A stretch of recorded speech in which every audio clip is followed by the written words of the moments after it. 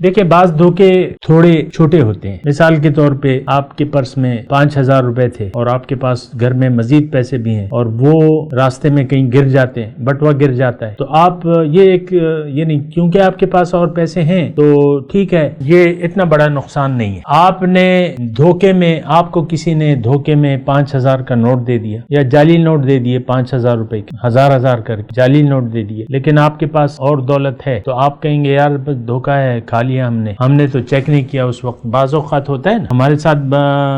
بعض اوقات ہوتا ہے ایسا کہ جعلی نوٹ, فیک نوٹ لے لیتے ہیں اور پھر وہ کسی کام کا نہیں ہوتا, پھاڑنا پڑتا ہے. تو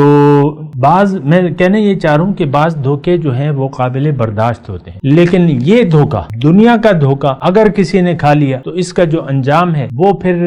وہ قرآن کے الفاظ میں ڈھونڈ رہا ہوں اور مل گئے مجھے, یظن ان یفعل بها فاقرہ, یہ الفاظ ہیں کہ اس دن مجرم کو یقین ہو جائے گا کہ اب کمر توڑ عذاب اس پر پڑنے والا. تو اب دوزخ, جہنم, دہتی ہوئی آگ, کلا انہا لظا نزاعۃ للشوى تدعو من ادبر وتولی, تو آگ ہے, ایک شعلہ ہے جہنم کا.